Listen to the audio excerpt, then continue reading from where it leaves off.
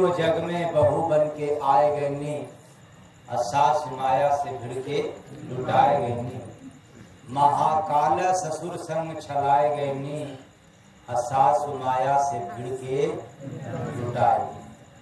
ये जीव की बड़ी दुर्गति हो रही है। मानव तन में, चेतन तन में आने के बाद भी जीव की बड़ी दुर्गति हो रही है, और यही आज समझना। लेकिन बड़ी मुश्किल से किसी किसी को मिलता है, बड़ी मुश्किल से। क्या मिलता है? ये समझ, मतलब बहुत मुश्किल से किसी किसी को मिलता है ये समझ कि हम ना समझ हैं, यानी हम बेवकूफ हैं, मूर्ख हैं, ना समझदार हैं। यह समझ इस दुनिया में बामुश्किल से कोई कोई को मिलता है। बाकी तो सब गधा कहते हैं कि हाँ तो बहुत चला। यहाँ न जाने कितने लोग चतुर बैठे, न जाने कितने लोगों को कितनी डिग्रियां होंगी, कितना धन होगा, कितना ज्ञान होगा, लेकिन ये समझ नहीं है कि हम फिर भी ना समझ हैं। लेकिन इसी दुनिया में कबीर साहब ने कह दिया कि हम तो ना समझ हैं। गोस्वामी दास जी ने रामचरितमानस की रचना किया और इन्हें सिद्ध कर दिया कि हम तो कुछ नहीं जानते। पलटू दरिया भीखा ने कह दिया कि मैं तो कुछ नहीं जानता, बस इतना ही जानता हूं कि मुझे कुछ नहीं पता। और आप लोग तो बहुत डेंगे हाँकते हो। कैसे? चुप रहो, तुम्हें क्या पता, मेरे सामने आए हो ज्ञान बखान करने। हम तो बहुत जानते। क्या जानते हो? बहुत जानते। अरे कुछ तो बताओ, क्या जानते हो? अरे तेरे से ज्यादा जानते। क्या जानते हैं पता नहीं, तेरे से ज्यादा जानते हैं। यानी वो झूठ जानता होगा तो आप महाझूठ जानते हो, क्योंकि आप जिसको डांट रहे हो सत्य का बोध नहीं है, उसको भक्ति भजन का बोध नहीं है, दान पुण्य का ज्ञान नहीं है, उसको भी समाज का ही ज्ञान है। आपको भी ज्यादा ज्ञान होगा तो समाज का ही ज्ञान है। और मैं ऐसे ज्ञानियों से पूछना चाहता हूं, बताओ तेरे अंदर जीव है, उसको कभी लग पाया? कभी देख पाया? आंख है, इन आंखों से न जाने क्या क्या देख पाया, लेकिन तुम्हारे अंदर रूह है, तुम्हारे अंदर जीव है, जिसे आवाज निकल रहा है, उसको कभी देख नहीं पाया। चलो देखने की बात छोड़ दो, कभी अनुभव कर पाया? हाँ, कभी कर पाया? क्या बात, बहुत ज्ञान है कि इतना ज्ञान है कि शमशान घाट पे भी ले जाने वालों को 4 जगह पाठ ले जाएंगे तब जाएंगे। इतना ज्ञान की गठरी है उनके पास। लेकिन सबसे बेकार अगर दुनिया में कोई सिद्ध साबित हुआ तो ज्ञानी व्यक्ति। क्यों? ज्ञानियों को कभी मुक्ति पाते लिखा नहीं गया है। किसी भी शास्त्र में, किसी भी वेद में, किसी भी पुराण के एक भी पन्ना के एक भी लाइन में यह प्रमाणित नहीं है कि ज्ञानी व्यक्ति को मुक्ति एवं मोक्ष मिलता है। तो आप कहोगे कि कहें तो है भगवान के हमें ज्ञानी प्रिय है। कौन प्रिय है? ज्ञानी। कौन ज्ञान? सुधार वाला ज्ञान? वह ज्ञानी प्रिय है जो 2.5 अक्षर प्रेम का पढ़े सुपंडित। अगर ऐसा कोई ज्ञानी है वो प्रभु को, वो गुरु को प्रिय है। बाकी संसार का, समाज का, भले ही आपको राम का, कृष्ण के बारे में जानकारी हो, फिर भी आप भगवान के प्रिय नहीं हो सकते। मैं चैलेंज के साथ एक बात कहना चाहता हूं, आप कितना भी पूजा पाठ कर लो, कितना भी ज्ञान बखान कर लो, आप जिसकी पूजा करते हो, कभी आप विचार किया कि मैं उसके करीब कितना हूं?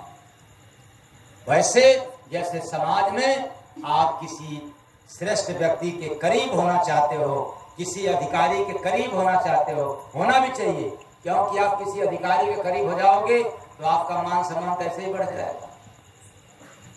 वैसे जैसे हम लोग मिठाई लेकर के जाते हैं चढ़ाने के लिए मंदिर पे, तो मान लिया जाए कि मिठाई 1 केजी लेकर गया, तो केवल मिठाई लेकर के जाओगे कि उसके साथ रबड़ भी रहेगा, पॉलिथीन भी रहेगा, डब्बा भी रहेगा, बोलो आप लोग, सब रहेगा ना।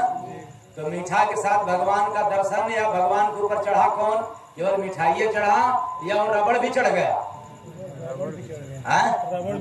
किसके कारण मान सम्मान किसके कारण मिला? मिठाई के कारण।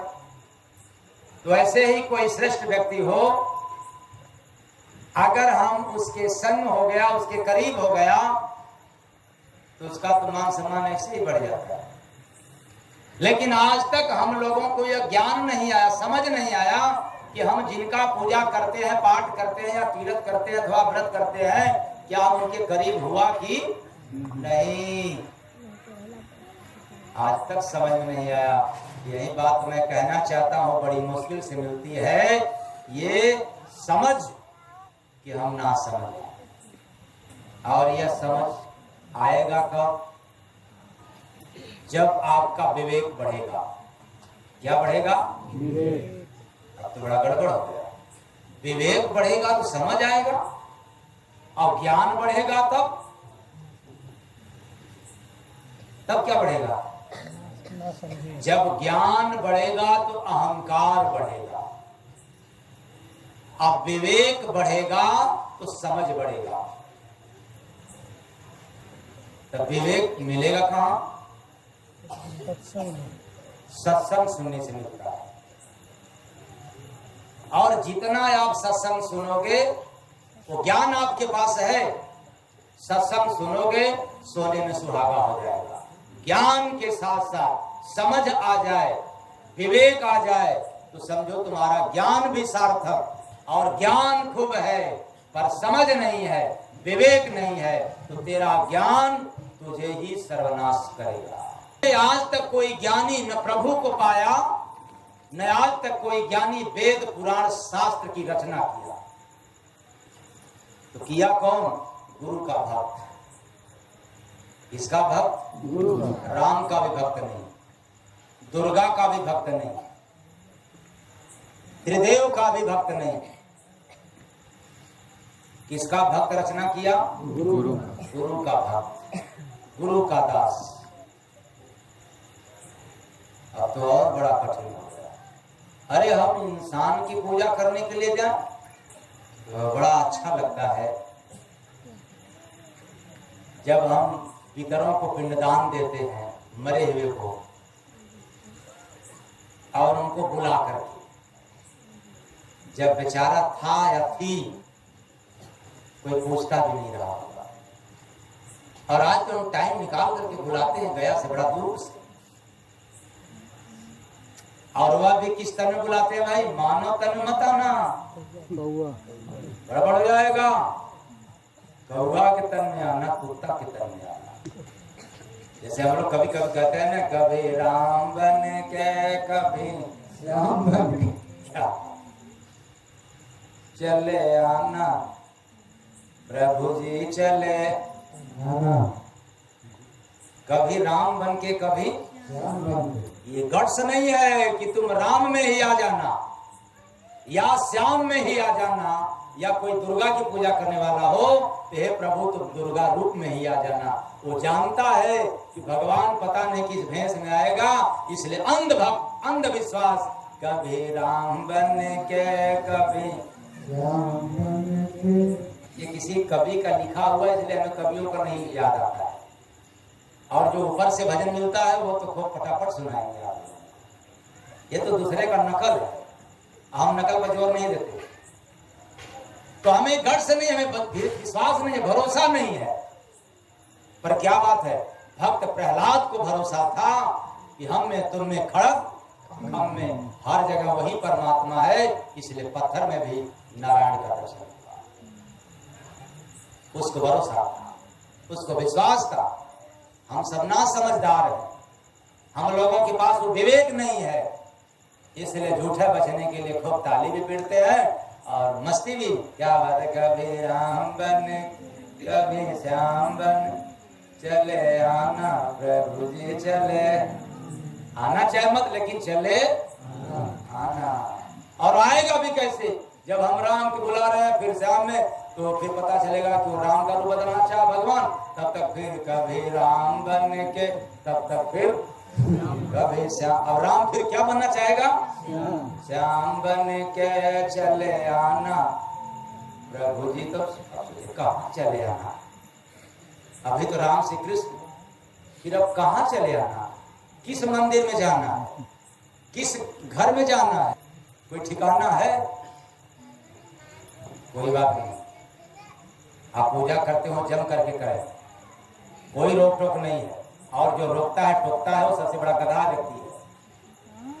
आप जिसकी भी पूजा करते हो, किसी की भी पूजा करते हो, खूब करें, लेकिन एक बात याद रखें कि जब तक संत सदगुरु का सानिध्य नहीं मिला, तब तक न भगवान का दर्शन होगा, न आपको मुक्ति मिलेगा, न आपको मोक्ष मिलेगा। जाना तो पड़ेगा, कहाँ जाना पड़ेगा, संतों के शरण में। अब जाना पड़ेगा, एक बात दिमाग में आएगा, बात हम नहीं जाएंगे, कोई बात नहीं है। यदि ऐसा जिसके पास दिमाग है वो न जाए, लेकिन एक शर्त और याद रख लो, आज नहीं गया तो कोई बात नहीं, आज नहीं जाओगे तो कितने जन्म दुर्गति पाओगे, और किसी न किसी जन्म में बिना गए इस संसार की दुर्गति से सदगति मिलने वाला नहीं है, छुटकारा ही नहीं मिलेगा। आज अभिमान में हो, अज्ञानता में हो कि हम नहीं जाएंगे, पर एक दिन अभिमान चकनाचूर होगा, जाना ही पड़ेगा। वैसे जैसे स्वयं विधाता राम बन करके आए, उनको भी जाना पड़ा। स्वयं परमात्मा कृष्ण रूप में आए मानव तन में, उनको भी जाना पड़ा, उनको भी गुरु करना पड़ा। और ब्रह्मा विष्णु महेश ने भी गुरु किया, तो हम कौन है, एक दिन हमें भी जाना पड़ेगा। इसलिए जो समझ आ गया वो संत का शरण पकड़ लिया, और जिसको समझ नहीं आया वो तो कोई बात नहीं है। चेतन प्राणी इस मानव तन में जीव आई है, और याद रखना, आने और जाने का पावर केवल जीव को मिला है, आंख को नहीं है, हाथ को नहीं है, ये पैर को नहीं है, लेकिन जीव को है आने का भी और जाने का भी। ऐसा समर्थशाली जीव को हम सब पा करके भी काम केवल मुर्दा का कर रहे हैं, चेतन का काम नहीं किया, देह का काम किया, नश्वर का काम किया। जो अजर है, अविनाशी है, उसका तो काम ही नहीं किया। जैसे मरे हुए व्यक्ति जब मरता है तो हम लोग बायोडाटा लेते हैं, कैसे मर गए, क्या हुआ था, उसके पहले क्यों नहीं पूछा। कोई गया था पूछने के लिए, कोई तैसी बना, कोई तैसी नहीं बना, लेकिन कैसे मर गया, ऐसे अरे नहीं होना चाहिए। बुढ़ा भी नहीं होना चाहिए, कब होना चाहिए, जिंदा है तो जल्दी मर जाए, और मर गया तो होना। समाज न कायदे से मरने देता है और न कायदे से जीने देता है। अगर जीने देता कायदे से तो फकीरों को कहना नहीं पड़ता कि जियो और जीने दो, खाओ और खाने दो, सो और सोने दो। तो जीव जग में बहू बन के आए गए ने, सासु माया से भिड़ के लुटाए गए ने, सासु माया से भिड़ के लुटाए गए ने। तो ये माया जो है सासु है, माया सासु है, जीव क्या है, बहू है। सास बहू से पटरी खाती है, नहीं खाता, इसे कैसे पटरी खाएगा। इसलिए मानव हमेशा क्या कहता है, क्या करूं माया है इसलिए फुर्सत मिलता। यानी जीव रूपी बहू अपनी कमी साबित नहीं करता है। जीव रूपी बहू अपनी कमी कभी नहीं साबित करती है। वो हमेशा बहू जो है दोष देती है, किसका? सास की, यानी माया की। और याद रखना, माया तो आपकी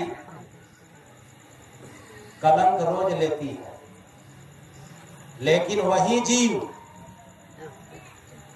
जिस जीव ने माया को रोज कलंकित किया, बदनाम किया, जब यहां से जीव जाता है काल के दरबार में, तो काल से जाकर के गुहार लगाती है, कहती है हजूर यह जो आपका जीव है मुझे रोज बदनाम किया, हर दिन मुझे कलंकित किया, केवल बचने के लिए भक्ति से, भजन से। अच्छा बताओ, आप लोग झूठ से बचते हो?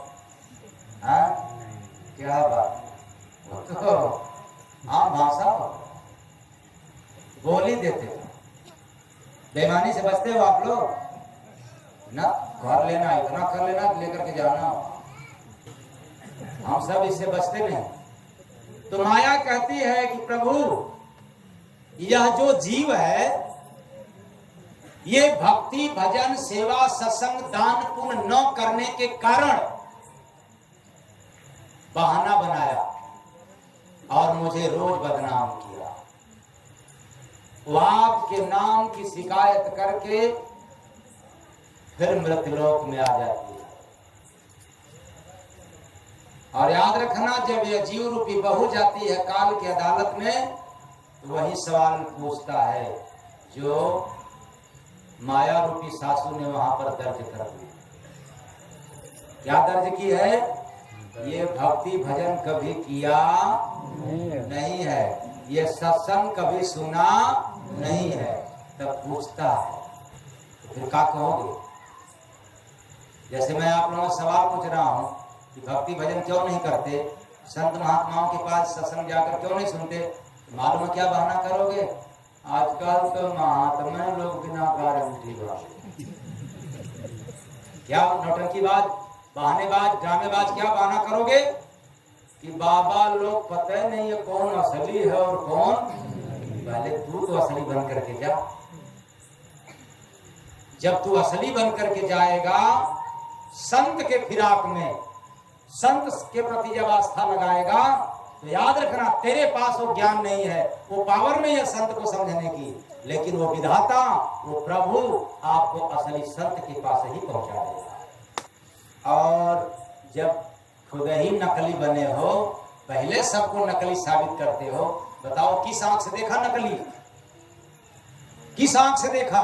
वही आंख जो माया की आंख, पापी आंख। इन्हीं आंखों से देख करके कहते हो कि ये तो नकली है, असली ढूंढा? अरे नकली तो राम को भी लोगों ने बनाया, कृष्ण को भी साबित करना चाहा, नकली। अब आप लोग कहोगे कृष्ण को कैसे, राम को कैसे? तो राम को ताना कौन मारा? असली समझ करके नकली। क्या बात। और कृष्ण को शिशुपाल क्या समझा? नकली। तो नकली वही करता है, कहता है, बहाना वही करता है, या समाज में अवगुण वही निकालता है जिसके परिवार में उसका कोई कदर नहीं होता। एक बात मैं चैलेंज के साथ कह रहा हूं, अगर कोई बाप के हैसियत से है, अगर समाज में किसी का निंदा करता है, किसी की बुराई करता है, किसी को बदनाम करता है, ये सर्दियां है, तो उसको बदनामी उसके घर से मिलती है। जो उसके पास है वही तो समाज को देता है। जिसके पास बुराइयां होती है वो बुरा देता है, जिसके पास भलाई रहता है वो क्या देता है? भलाई तो देता है। तो क्या किया जाए, बेचारा खुद ही निंदा का पात्र रहता है अपने रिश्तेदारों में, अपने परिवारों में, इसलिए जहां भी रहता है वो निंदा की बात करता है। आप लोगों में से ऐसा कोई निंदक तो नहीं है? तो जिसके पास जो रहता है वही देता है। हम सब नकली है, इसलिए जहां भी रहते हैं नकली दिखाई पड़ता है। और वहीं जब भगवान राम जा रहे थे जंगल में तो न जाने कितने लोगों को असली नजर आया। वाद विवाद नहीं किया और न जाने कितने कितने लोग तो कहे ये कौन है, कैसा है, ये क्यों, वैसा क्यों। बट लेकिन किंतु परंतु तो याद रखना, चमड़े की आंख से कभी भी आप असली नहीं देख सकते। अपने बुद्धि से कभी भी आप परख नहीं सकते। माना कि खूब आप पारखी हो, सबको आप परखने वाले हो, मुर्दा को देख करके आप परख सकते हो, लेकिन जीव को कभी आप परख नहीं सकते, क्योंकि जीव परख से पार है। और जब जीव को परखने की सामर्थ्य आती है तब जब हम किसी संत सदगुरु के शरण में सरेंडर हो जाते हैं। क्या हो जाते हैं? सरेंडर। हमारा काम, हमारा क्रोध, हमारा लोभ, हमारा ज्ञान, अब मैं आपके शरण ही नहीं आपके चरण में डाल दूंगा। और उस पर भी आपका ज्ञान ले ले कोई महापुरुष। क्या ले ले? देखो, धन देने के लिए मत जाना। अगर धन मांगे तो समझ जाओ कि वो बाबा बड़ा खतरनाक है, ऐसे बाबा के पास मत जाना। लेकिन अपना ज्ञान देने के लिए चले जाना, अपनी कर्म की गठरी देने के लिए जाना, और आस्था श्रद्धा पूर्वक जाकर के देना शुरू कर दो। काश अगर वो आपका श्रद्धा दे करके ले लिया तो समझो तुम्हारा जीवन सफल हो गया। अगर नहीं लिया तो राम की पूजा करते रहोगे, फिर भी जीवन सफल नहीं होगा। तो यहाँ लेने वाला संत है, देने वाला आप हो। आपको देना तो पड़ेगा, हर हाल में देना पड़ेगा, हर हाल में देना पड़ेगा। दोगे कि नहीं आप लोग दोगे? हाँ? क्या? अरे जो बेटा से दुख मिला हो दुखवा करके दे दो।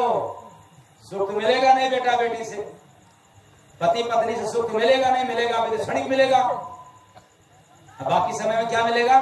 दुख।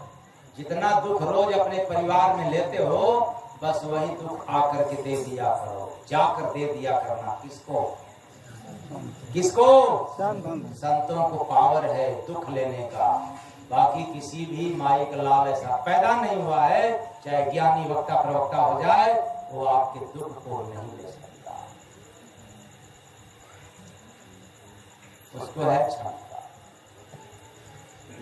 इसलिए मैंने कहा था कि आज भले मत जाओ, लेकिन कोई दुख से बचा नहीं।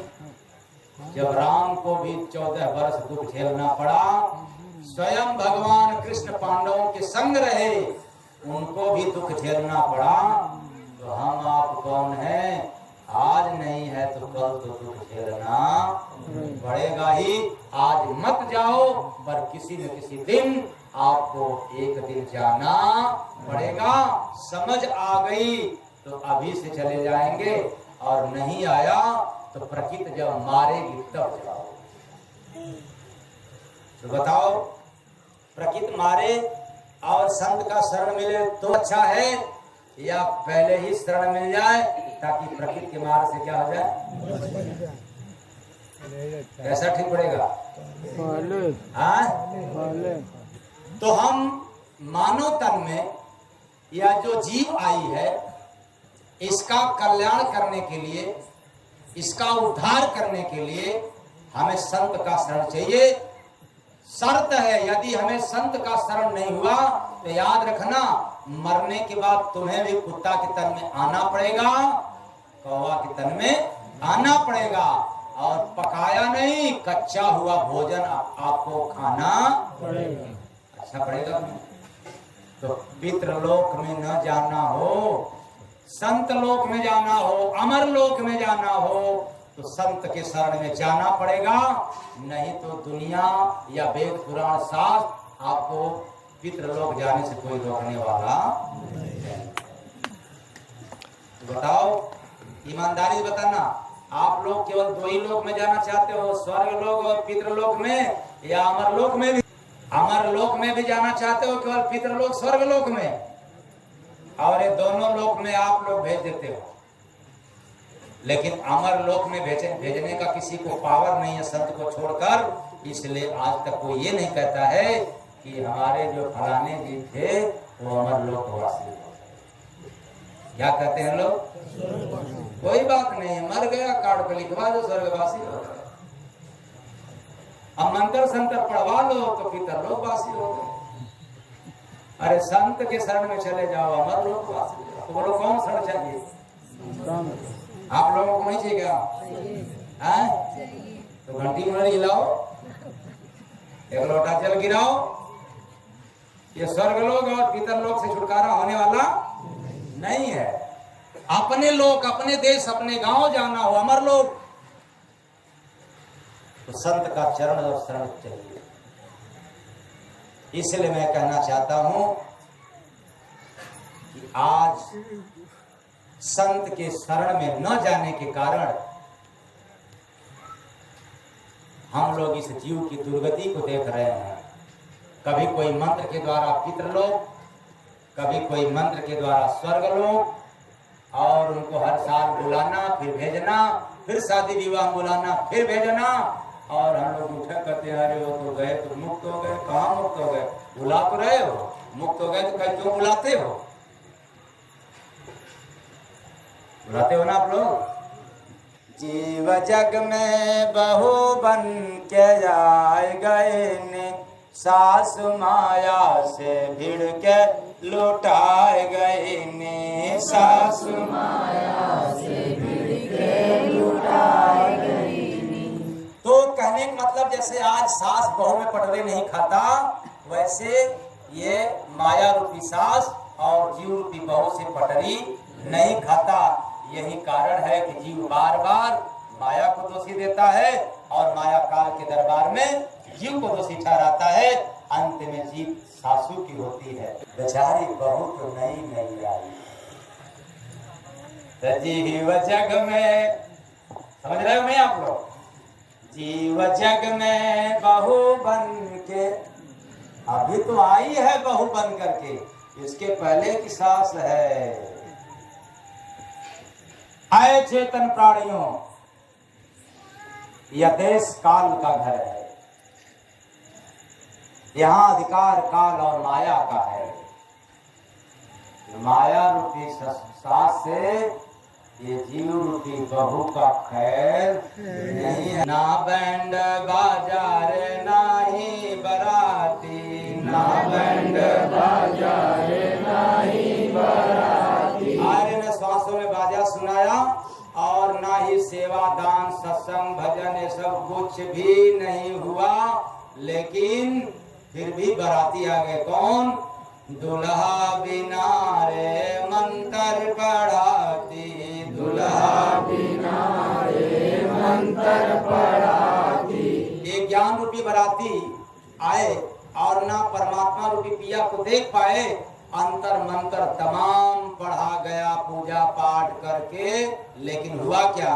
आए पिया नहीं वादी, आए पिया नहीं वादी, भैया देखा अजब में शादी। अरे भजन उस जमाने की मैं कह रहा हूँ कि यदि आप इस जमाने के लोगों को सुनोगे तो नहीं समझ जाएगा। ऐसे ही भजन कबीर साहब सुनाया करते थे, लोग उनके पास जाते थे साक्षात्कार करने के लिए और उलट भांसी शब्द रख दिया करते थे और सबका ज्ञान धरा का धरा रह जाता। तो परमात्मा रूपी पिया से मिलन हुआ नहीं। अज्ञानता रूपी रात्रि में ये मंत्र पूजा पाठ करके और इस दुनिया से विदा कर दिया गया, फिर भी मिलन हुआ नहीं।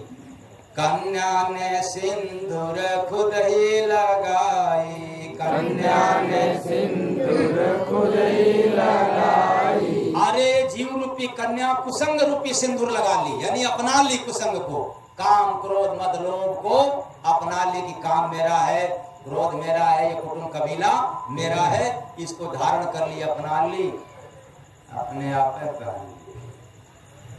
वारे हमने ऐसा शादी देखा, पता नहीं आप लोग देखे कि नहीं। तो सपनों के राजा को दुल्हा बनाई, सपनों के राजा को दुल्हा बनाई। ये कुविचार रूपी सपना यानी ख्वाब, हमेशा ऐसा हो जाए वैसा हो जाए, लेकिन कुछ हुआ नहीं। सोना चढ़ा नहीं चांदी भैया, देखा जब मैं सारी। सोना चांदी चढ़ा नहीं, तो सोना चांदी है कौन? ये दुख और सुख रूपी सोना चांदी। अरे विवाह के समय तो चढ़ाया ही नहीं गया, उसका दुख तो उसके संग ही रह गया, अर्थात मृतलोक में जब वो जीव आया फिर उसको दुख वही मिल गया। ऐसी शादी हमने देखा। तो घर में सुहाग की सेज सजाई, घर में सुहाग की सेज सजाई। इस शरीर रूपी घर में जीव रूपी दुल्हन है, देवताओं को अपना पति परमेश्वर समझ लिया, देवताओं को ही अपना पति यानी परमात्मा परमेश्वर मान करके पूजा पाठ करने में उलझ गए। और मैली कुचैली रे बिस्तर लगाई, मैली कुचैली रे बिस्तर लगाई। वे जब तक रूपी सेज हृदय रूपी आंगन में ये बिस्तर लगा दी। इतना ही नहीं, लगाया सह बैठी आती भैया, देखा जब मैं शादी। ये गुण दोष रूपी मैली कुचैली विचार को छिपा करके अब मुक्ति मोक्ष का झूठी पैगाम देता है कि चलो जब कर लो तब कर लो, पूजा कर लो, पाठ कर लो, राम कथा सुन लो, भागवत कथा सुन लो, रामायण कहलवा लो, हर कीर्तन कहलवा लो, मुक्ति मिल जाएगा। जब तक पूजा पाठ करके पितरों को ले जाओ गया बैठा तो मुक्ति हो जाएगा। ये सब ढोंग ढकोसला है, इससे जीव को मुक्ति होता नहीं है। याद रखना, आज तक जिसको मुक्ति मिला है वो जीवित रहते हुए मिला है। कोई माई गलाल पैदा नहीं हुआ इस संसार में जो यह साबित कर दे कि हमने मरने के बाद जीव को मुक्त किया। प्रभु से मिलन जिंदा रहते होता, कहीं नहीं कि मरने के बाद हम मुक्त कर सकते हैं। किसी भी मंत्र में पावर नहीं है कि मुक्त कर दे। हाँ, अगर मुक्ति चाहते हो तो जीवित रहते ले लेना। मरने के बाद कल्पना है, केवल कल्पना है, केवल श्रद्धा है, पर मिलता नहीं। खैर, देखे बिना वर को शादी रचाई, देखे बिना वर को शादी रचाई। यानी यह जीव जो है अपने परमात्मा रूपी वर को देख पाया नहीं, फिर भी इसकी शादी रचाई गई। देवताओं को अपना बना करके काल के गांव में चली गई, काल के दरबार में। जय गुरु बंदे हो सबसे लुटाई, जय गुरु बंदे हो सबसे लुटाई। संत बिना बर्बादी भैया, देखा जब मैं शादी। ये श्रद्धा रूपी शादी कर लेती है। श्रद्धा रूपी मानव जो है श्रद्धा के अनुसार अपने देवताओं को, पितरों को, यहाँ तक कितने लोग तो जिन को भी पूजा करते हैं, जिन को भी देवता मान करके पूजते हैं। कितने तो बरम को ही पूजा करते हैं, कहते पूजो नहीं तो बर्बाद कर देगा। मैं 16-17 प्रदेश में जाकर के यह देखा, भारत के चारों कोना भ्रमण करके ये हमने देखा कि चाहे किसी भी मजहब वाला हो, अपने अपने श्रद्धा के अनुसार अपने अपने घर में कोई चौरा माई का, तो कोई बरम बाबा बाबू का, तो कोई किसी कोई बघौत बाबा का, तो कोई फूलमती भवानी का, वो डंडी पिंडी बना करके पूज रहा है। याद रखना, न इनसे मुक्ति मिलेगा, मुक्ति की तो बात छोड़ दो, इनके पूजे से शांति नहीं मिल सकता तो भला मुक्ति कैसे हो। लेकिन जाओ, जीता जागता प्रमाण है, अगर कोई संत मिल गया तो उसके पास जाने से आपको शांति मिल जाती है। जब आप उसके पास बैठते हो तब आपको शांति मिल जाती है। आप उसकी भाषा सुनते हो, वचन सुनते हो तब भी। और यहाँ तक ऐसा कोई संत मिल जाता है जिसके डांट से भी आपको शांति मिलती है। मैं चैलेंज के साथ कहता हूँ, वो संत आपको अमरलोक पहुंचा करके ही पीछा छोड़े। हम लोग इस संसार में आकर के भूल गए, बिना भजन इस जीव की बर्बादी हो गई। बिना भजन इस जीव की बर्बादी हो गई। बिना भजन इस जीव की बर्बादी हो गई। रिश्ता जुड़ गया काल से तब शादी हो गई। रिश्ता जुड़ गया काल से सब शादी हो गई। ईर्ष्या चुगली करने की जब यादें हो गई। रिश्ता जुड़ गया काल से तब शादी हो गई। शादी हो गई मतलब श्री राम नाम सत्य है। हो गया, फिर आना है और फिर उसी से रिश्ता होगा। श्री राम नाम सत्य है। ये मुर्दा की बात हम लोग कहते हैं। इसलिए कोई संत फकीर मिल जाएगा तो आपको जिंदा रहते ही राम से मुलाकात करा देगा, राम से अनुभव करा देगा। कितने लोग कहेंगे खुरपा दिमाग वाले, हाँ महात्मा लोग राम से मुलाकात करा देंगे। अरे वह महात्मा मिलेगा जिससे राम से बात होती है, वो मुलाकात कराएगा। जो राम की कहानी सुनाता है उससे बात होने वाली नहीं है। तो रिश्ता जुड़ गया काल से तब शादी हो गई। रिश्ता जुड़ गया काल से तब शादी हो गई। तो मैंने कहा कि जब संत सदगुरु के स्थान में जाएंगे उससे रिश्ता जुड़ जाएगा तो आपको पहुंचाएगा, यानी जीव को पहुंचाएगा वहां जहां से जीव आया है। तो मालूम है उस गांव का, उस घर का क्या रहस्य है, कुछ क्या राज है, नहीं पता है। तो ऐ जग के दीवाने उठो तुम, मेरे घर की कहानी सुनो ना। ऐ जग के दीवाने उठो तुम, मेरे घर की कहानी सुनो ना। बंसी बिना बजे सहनाई, बंसी बिना बजे सहनाई। रोए बिन कोई हरि को न पाई। रोए बिन कोई हरि को न पाई। वही है रूह का जो ठिकाने। समझ आ रहा है?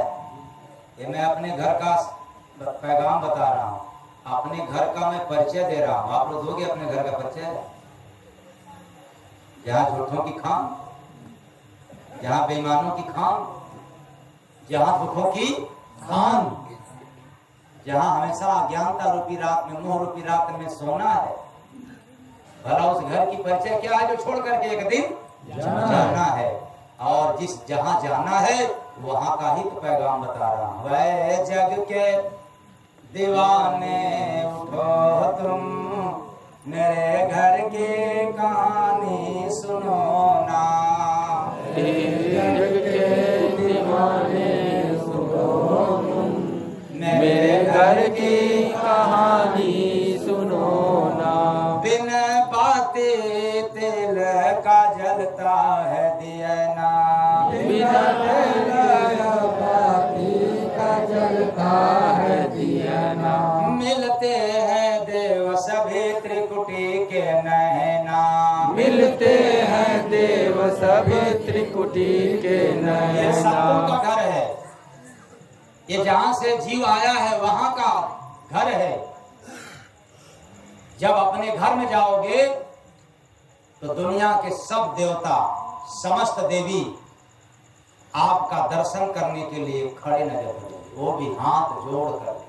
इतना ही नहीं, आरती करते, वंदन करते हुए आपका दर्शन करेंगे। जिसकी आप पूजा करते हो, अपना घर भूले हो, इसलिए देवताओं के शरण में हो, अपना घर याद आ जाएगा तो देवता आपका हाथ जोड़ करके दर्शन करेंगे। हैं देव सभी त्रिकुटी के नैना, मिलते हैं देव सभी त्रिकुटी के नैना। यहाँ आती है जीवा नहाने, मेरे घर की कहानी सुनो ना। कहानी पूरा सुनाएंगे तो समय ज्यादा हो जाएगा, इसलिए समझदार लोग इतने से समझ जाएंगे कि जिस घर का मैं विवरण बता रहा हूँ वो बहुत लंबा चौड़ा है। उसकी व्याख्या करते करते न जाने कितने लोग संत अपने घर चले गए, नहीं बयां कर पाए, और हम भी उस घर का बयां करते करते चले जाएंगे, लेकिन पूरी तरह से बयां कर पाएंगे नहीं।